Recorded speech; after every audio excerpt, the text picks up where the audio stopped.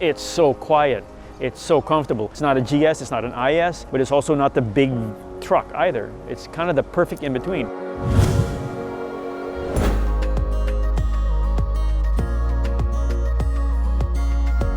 We are here in wonderful Costa Rica with Lexus Philippines, and we are testing the new RX 450 Hybrid. Okay, here we are starting up the RX 450 Hybrid, the new one.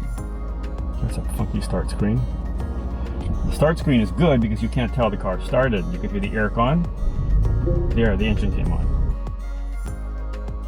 And in this case, we are in a 450 hybrid prototype, which means it's not fully nailed down yet. There are little differences that we're going to see when it becomes a production model. Lexus has been lately known for making some pretty serious changes in how the cars handle throughout that lifespan. Visually, yes, this is different because you're going to see new lights. With the 3 stacked LED lights and also new rear LED combination lamps. You're going to see a new grille. We're using the more 3D molded grille similar to the LC and the UX. Also, we've revised the rear bumper and the front bumper. But all the cool stuff is actually underneath, and you will feel it. In this particular case, and this is kind of similar to what they did with the IS, the body is stiffer. This is because they are using adhesives rather than spot welding. They are using what they call the laser screw technology, which has no screws, but basically uses a laser to connect things. When they do that, that allows them to play with the suspension settings and the suspension components, which makes things work a little better. They have tuned the steering and suspension a little bit to make it a little bit more dynamic, I would say.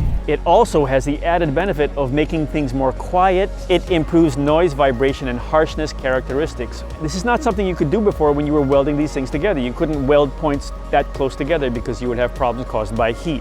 So this is all generally a win-win thing. Now we are going to see if we can get away with going around this curve really fast. But if you look at it, we're not getting a lot of roll. If you do a one quick change here, it settles, and whatever you do get, you're not oscillating, you're not bouncing back and forth. You're doing this, you take this curve and you do this, and then if suddenly someone comes, you gotta do that. It's not, it tracks. We compared it to the last year's 2019 car, and there is a difference. This car handles better, and you're gonna see that difference when you're doing things like making sudden lane changes, or if you're going around a curve and you suddenly have to avoid something, and it's stable. It's not a light car, so you do feel there's weight, but it's a good premium luxury crossover SUV that has these abilities. It's not a GS, it's not an IS, but it's also not the big truck either. It's kind of the perfect in between. And it's even more perfect now because it's got 3 rows. This is something that a lot of markets, including our own in the Philippines, has always wanted. If you look at it now, there's actually a huge amount of space as expected. If you want the seats up, it's basically hold them down, which is a safety feature. They move back, they move up a little bit, if you can see that, and there you go. Now, because it is longer, which is why it has the L, you actually have a fair amount of space here. You're not kind of squeezed in. You've got room for luggage, which is great, or in my case, for the dogs.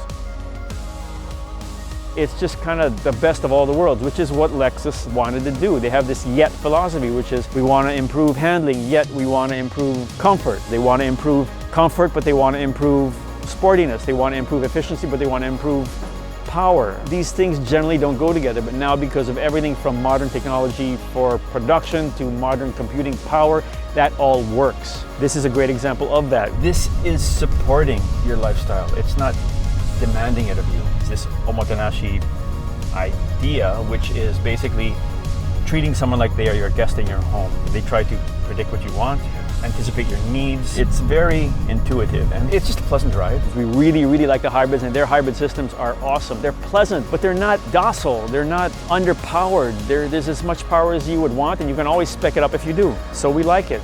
I'd call it a non-issue hybrid because you don't feel it. Feels like a normal car. Yeah, well, it's going to be the normal car of the future in every way.